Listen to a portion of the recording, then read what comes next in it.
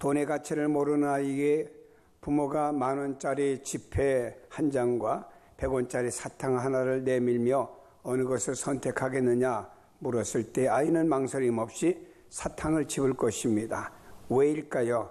이 아이는 사탕의 맛은 체험했지만 아직 돈의 가치와 돈의 맛을 체험하지 못했기 때문입니다. 하지만 조금이라도 돈의 가치, 돈의 맛을 아는 아이라고 하면은 이 아이는 틀림없이 10,000원짜리를 선택했을 것입니다. 왜냐하면 10,000원의 가치가 사탕 한 개보다 훨씬 크다고 하는 것을 알기 때문입니다. 인생이라고 하는 것은 자신의 체험의 깊이만큼 만들어지고 누려지는 것이라고 알 수 있습니다. 기독교를 여러 가지로 설명할 수 있지만 기독교의 대표적인 상징은 바로 십자가입니다. 기독교를 안다는 것은 곧 십자가를 이해하는 것이라고 생각해야 됩니다. 누군가 기독교의 배경과 역사를 꿰뚫어 알고 있어도 십자가의 의미를 모른다고 하면 기독교의 본질을 모르는 것입니다. 이런 의미에서 그리스도인이란 십자가의 의미와 가치를 알고 그것을 맛보며 사는 사람들이라고 생각할 수 있습니다. 비록 교회에 다니지만 십자가를 알고 체험하고 누리지 못한다고 하면 그 사람은 그리스도인이라고 말할 수가 없습니다. 그래서 사도 바울은 고린도의 구원에 대해서 이렇게 말했습니다. 십자가의 도가 멸망하는 자들에게는 미련한 것이요 구원을 받는 우리에게는 하나님의 능력이라. 유대인은 표적을 구하고 헬라인은 지혜를 찾으나 우리는 십자가에 못 박힌 그리스도를 전하니 유대인에게는 꺼리끼는 것이요 이방인에게는 미련한 것이로되 오직 부르심을 받은 자들에게는 유대인이나 헬라인이나 그리스도는 하나님의 능력이요 하나님의 지혜라고 말씀을 했습니다. 누가 구원받은 그리스도인입니까? 십자가가 자신 안에서 하나님의 능력으로 체험되어지는 사람인 것입니다. 누가 구원받지 못한 죄인입니까? 십자가가 자신에게 무가치하고 무의미한 사람들인 것입니다. 오늘 여러분은 십자가를 두고 어떤 모습일까? 십자가의 능력을 맛보고 누리는 사람들일까? 아니면 십자가가 아직도 멀어 보이고 자신과 무관하다고 여겨지는 여러분 아닐까? 아직도 십자가의 깊은 의미와 가치를 깨닫지 못한다고 하면 오늘 바울의 고백을 통해서 십자가의 의미와 가치를 깨닫고 이번 고난주간 그 십자가의 놀라운 능력을 체험하며 은혜 받는 한 주간이 되어져야 되겠습니다. 저는 지난 주간 한 주간 우리 교회가 고난주간 겟세마네 기도회를 가지면서 한 주간 내내 십자가에 대한 말씀을 전했습니다. 오늘 세례를 받고 입교를 받는 우리 귀한 성도들에게도 제가 어제 문답을 하면서 다른 걸 묻지 않았습니다. 십자가가 당신들과 무슨 관계이냐를 묻고 저들이 고백하는 내용을 들어봤습니다. 먼저 십자가는 나의 죽음을 보여주는 것입니다. 오늘 본문에서 바울은 십자가에 대해 첫 고백을 이렇게 말합니다. 내가 그리스도와 함께 십자가에 못 박혔나니. 십자가는 로마 지배 당시 가장 잔인하고 처참한 사형 방법이었습니다.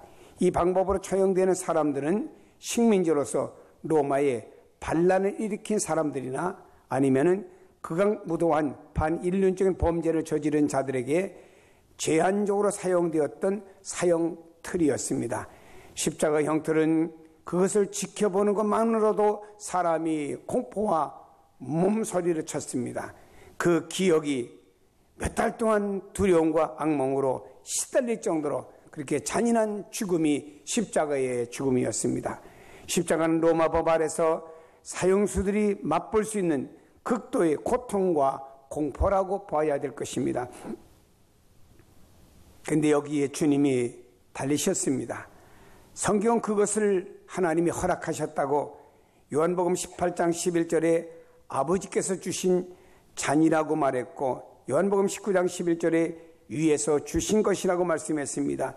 이 끔찍한 죄인으로서 형벌을 하나님께서 주님에게 주셨다라고 말씀하고 있습니다. 왜 그렇게 하셔야만 했습니까? 하나님의 법을 어기고 하나님을 떠난 우리 인간의 죄를 대속하기 위해서라고 성경은 말씀합니다. 성경은 이렇게 말씀합니다. 그가 찔림은 우리 허물 때문이요 그가 상함은 우리의 죄악 때문이라. 그가 징계를 받음으로 우리가 평화를 누리고 그가 채찍에 맞음으로 우리는 다 나음을 받았도다. 우리는 다 양 같아서 그릇 행하며 각기 제 길로 갔거늘 여호와께서는 우리 모두의 죄악을 그에게 담당시키셨도다. 대속이라고 하는 것은 내 대신 주님이 죄를 담당하셨다고 하는 것입니다. 주님이 달린 십자가는 누가 달려야 될 자리입니까? 바로 저와 여러분이 달려야 될 십자가 자리입니다. 주님이 겪은 수치와 부끄러움을 누가 겪어야만 됩니까? 바로 우리가 겪어야만 됩니다. 주님이 맛보신 죽음의 고통과 공포를 누가 경험해야 됩니까? 바로 우리가 경험해야 될 고통과 공포라고 하는 것입니다. 만일 주님이 십자가에 달리지 않으셨다고 하면 그 처절한 죽음의 파멸을 그대로 우리의 것이고 내가 당해야 되는 것입니다. 사람들은 자신이 하나님을 떠나서 짊어지고 있는 죽음의 공포와 고통이 얼마나 처절한지를 모르고 있습니다. 그러기에 주님의 대속의 십자가가 밀어내 보이기도 하는 것입니다. 인간이 하나님을 거부하고 하나님의 생명의 법을 불순종한 그 순간부터 죽음은 이미 인간 안에 와 있는 것입니다. 단지 그 죽음의 세력이 나의 전부를 삼켜버리는 죽음의 파멸이 아직 다가오지 않았을 뿐이지요. 이것은 마치 사형수가 사형원들을 받고 난 다음에 그 사형을 집행하기까지는 유예 기간이 얼마 동안 있습니다. 이 집행 실시되기 전까지 이 죄인은 감옥에서 먹고 잠자고 모든 일상생활을 누리며 살고 있습니다. 그렇다고 해서 그의 죄가 면제되는 것은 아닙니다. 또 사형 집행이란 공포가 사라진 것도 아니죠. 여전히 죄와 죄의 형벌은 그에게 남아 있습니다. 이같이 사람에게 기쁘고 행복한 소식은 잘 먹는 것도 잘 입는 것도 아닙니다. 이 사람에게 사형수에게는 좋은 음식이 있고 샤워할 수 있는 좋은 따뜻한 물이 나오고 안락한 침대가 있는 것이 행복이 아닙니다. 이 사형수에게는 언젠가 분명히 사형수라고 하는 언도를 받았는데 누군가 와서 당신은 사형 언도를 받았지만 당신은 이제 면제받았습니다 라고 하는 소식이 이에게는 불편한 환경 속에 하루하루를 살아가도 제일 행복한 소식으로 받아들일 수 있을 것입니다. 그렇습니다. 하나님을 떠나 죄인 된 우리의 인생은 죽음에 처해지도록 이미 심판 판결을 받은 존재들입니다. 성경 말씀하고 있습니다. 먹는 날에는 정령 죽으리라 심판 판결을 이미 우리 인간이 받았습니다. 그리고 이제 죽음의 세력 앞에서 우리의 모든 것을 삼켜지는 무서운 파멸의 집행을 우리 눈앞에 목전에 두고 있는 거예요. 십자가라고 하는 죽음이 그 십자가 지는 것이 얼마나 고통스럽고 아니 그걸 보는 사람도 얼마나 힘든지 몇 달 동안 그것이 그 안에서 지워지지 않는다라고 하면은 여러분이 이 죽음의 파멸이라고 하는 것이 얼마나 두렵고 고통스러운 것입니까? 그것을 보여주는 것이 바로 주님의 십자가라고 하는 것입니다. 십자가를 통해 죄로부터 온 사망에서 구원을 얻었다고 하는 진리를 깨닫는 사람은 십자가의 도가 한없이 감격한 것이 될 것입니다. 죽음의 파멸을 앞둔 죄인에게 가장 기쁜 일이 무엇이겠습니까? 죄인됨을 면하고 잠시 후에 다가올 파멸에서 벗어나는 것 아니겠습니까? 왜 오늘 바울이 십자가를 그렇게 자랑하며 감격하고 교회 역사 이래로 그리스도인들이 왜 목숨을 다하여 십자가를 붙들고 살아가는지 아십니까? 저는 목회자이기 때문에 수많은 사람들의 죽음을 목격해 봤습니다. 어떤 사람은 십자가를 외면하고 살았던 사람들이 마지막 임종 현장에서 너무나 처절한 죽음과 자기 자신의 마지막의 죽음의 그 비참함을 말로 형용할 수 없으리만큼 비참해하는 모습을 볼 수 있었습니다.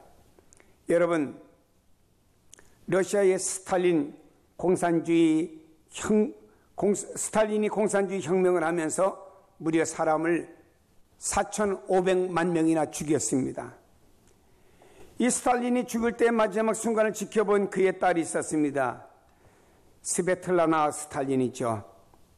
그가 증언한 내용이 뉴스 위크지 잡지에 실렸습니다. 그 딸이 아버지 스탈린이 죽어가는 마지막의 장면을 이렇게 말했습니다.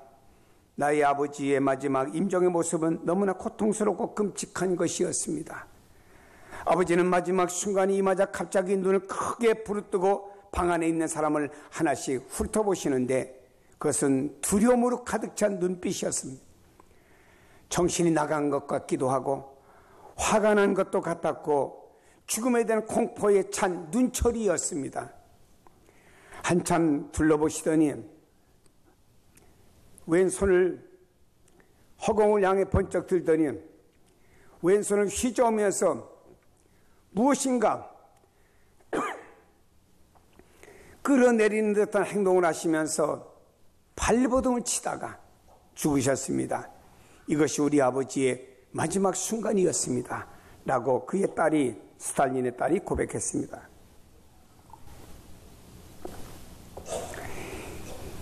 십자가에서 자신이 죄인 된 것과 같이 죄값으로 다가오는 죽음의 무서운 파멸을 짊어지신 자신의 실존을 볼 수 있어야 십자가를 붙드는 사람이 될 것입니다.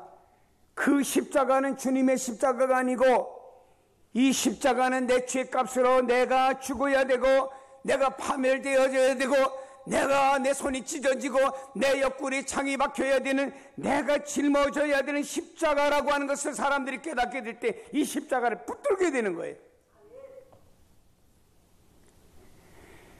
십자가의 능력으로 사는 사람이 됩니다. 이번 주간은 고난주간입니다. 십자가를 묵상하며 오늘의 말씀과 같이 바울처럼 내가 그리스도와 함께 십자가에 못 박혔나니 이런 고백이 여러분의 고백이 되시길 바랍니다. 내가 못 박혀야 될 십자가에 주님이 대신 못이 박히신 것이죠. 다음에 십자가는 나를 향하신 하나님의 사랑을 볼 수가 있습니다. 십자가 앞에서 바울은 두 번째 고백을 이렇게 말합니다. 나를 사랑하사 나를 위하여 자기 몸을 버리신 하나님의 아들을 믿는다라고 고백하고 있습니다. 십자가는 죄인된 나를 향하신 하나님의 무서운 의의 진노를 보여줌과 동시에 그 파멸 앞에서 무력한 죄인을 구원하신 하나님의 사랑을 보여주는 두 가지 의미를 우리에게 주고 있습니다.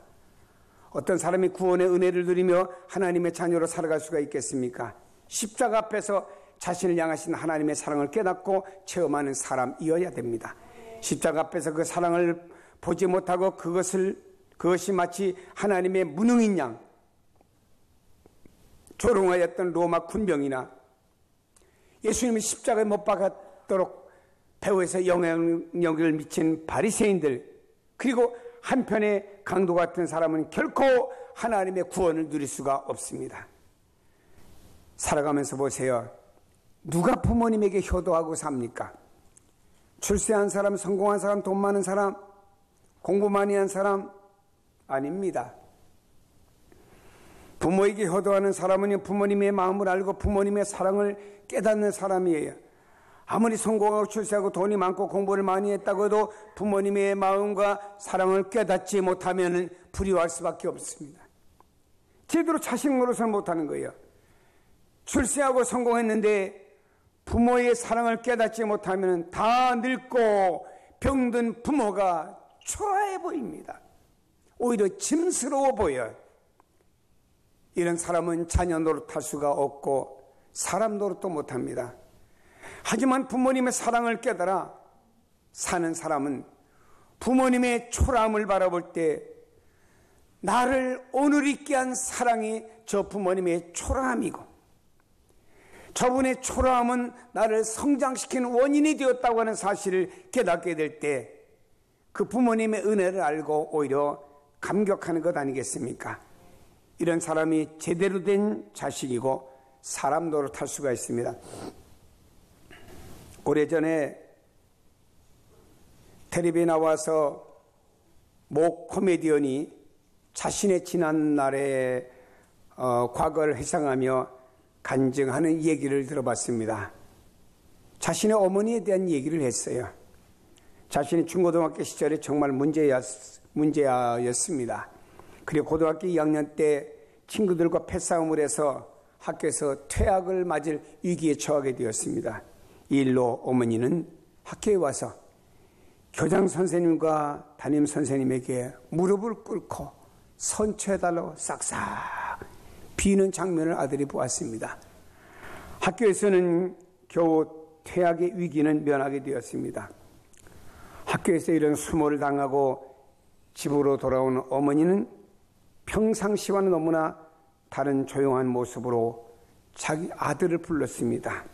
그리고 어머니가 아들을 따라오라 했습니다. 어머니는 아들을